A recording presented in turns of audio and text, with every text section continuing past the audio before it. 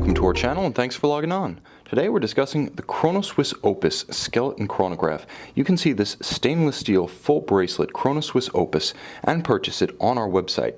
And subscribe to our YouTube channel if you enjoy these videos. You can also click on the card in the upper right hand corner of the screen at any time during this video to see our full listing for this watch with high resolution images, accessories included, and naturally, full pricing details. Now, Chronoswiss was founded in 1983 by Gerd Rudiger Lang, and he's best described as the watchmaker you imagine, the hero watchmaker, a diehard of mechanical watches in the era of quartz, a fan of motorsports, and an official F1 timer with Heuer during its pre-tag days, and a prolific collector whose own collection reportedly amounts to almost 1,000 individual pieces. So when he founded his own watch brand, he did it from an enthusiast's perspective, more a labor of love than a viable business.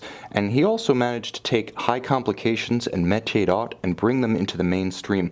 And in 1996, when he launched the Chronoswiss Opus, the watch you see here, he created the first serially produced skeletonized dial, skeletonized movement chronograph. So what has G.R. Lang wrought? Well, the watch is 38 millimeters across the round of the case, not including the vintage style onion crown or the chronograph pushers.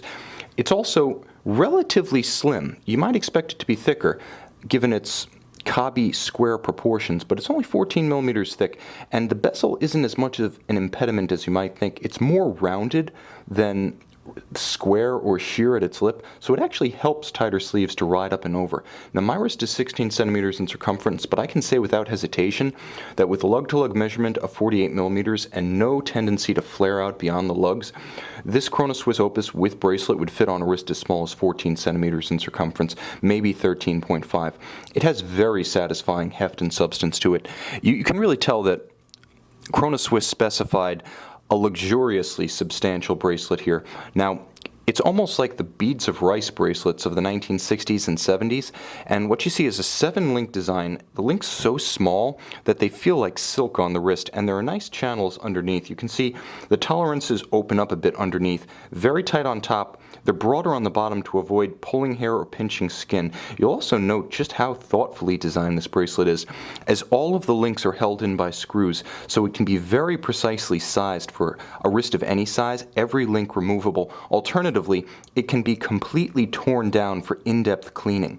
The watch features a double deployant, very secure, and very low in profile when closed.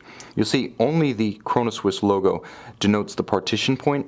Twin trigger release, so that this is not friction fit. The watch is heavier than you think. It has pleasing substance, but Chronoswiss matched that with a substantial twin trigger clasp that requires a positive release to pop open. This one's not just going to open up like a friction fit can. The centerpiece of the watch is the dial, but it's flanked by a case that is so distinctively Chronoswiss, it's worth mentioning some of the features that characterized the mark in its first 20 years. Note the coined bezel and case back. This is an old-time feature that Lang preferred on his watches in tandem with straight lugs. You can see they're straight, and they're fixed by screws. This is the more expensive way to fix a bracelet to a case. It's also the more secure way to do it. So Lang not cutting costs, even though Chronoswiss was known for offering value in complications and métier d'art, but they were not cheaply made watches. It's also important to note that some of the vintage elements, such as the onion style crown and the beautifully, you'll note, guilloche cut turbine style chronograph pushers, are surprise and delight features that jump out at you upon second examination.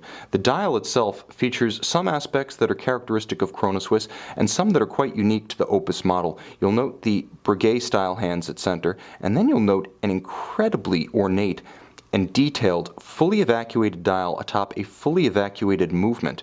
Now, this was done using electro-spark erosion in order to make the skeletonization métier d'art more accessible to watch buyers. It also means, since the watch's caliber 741 automatic is based on a Valjoux 7750, I believe it's a 7750, not a 7753 here, but you'll note that the watch features robust set-it-and-forget-it convenience thanks to the 7750, with the look of a timepiece priced 2, 3, even 4 times what this watch originally sold for. And because it is based on a 7750, any conventional watchmaker who knows his stuff will be able to service this movement despite the fearsome look at first glance.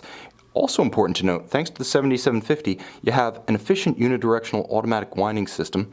Let's take a look at it. That can top off the 42 to 44 hour power reserve very, very quickly. It also features a unique bidirectional quick set date, such that the radial date at 3 o'clock can be set in both directions, depending on what's more convenient to reach the current date should the watch run down or encounter an irregular length month. Moreover, it's important to note that the watch features hacking seconds. Pull the crown out, stop the balance, now you can synchronize precisely to a known accurate reference time. What I also want to emphasize is that when the balance is hacked, I was able to examine it firsthand, and it features a chronometer grade of hairspring, regulator, and balance. So it's not as though Chronoswiss took an off-the-shelf 7750 and skeletonized it. They ordered one of the highest specifications from ETA before they worked their magic on the movement. This is a watch that's handsome, unique, historically important, and comes from a brand that essentially was the brainchild of the watch collector's watchmaker. Like I said, the watchmaker you imagine, the hero watchmaker and the champion of the mechanical watch. That was G.R. Lang, and this is his watch.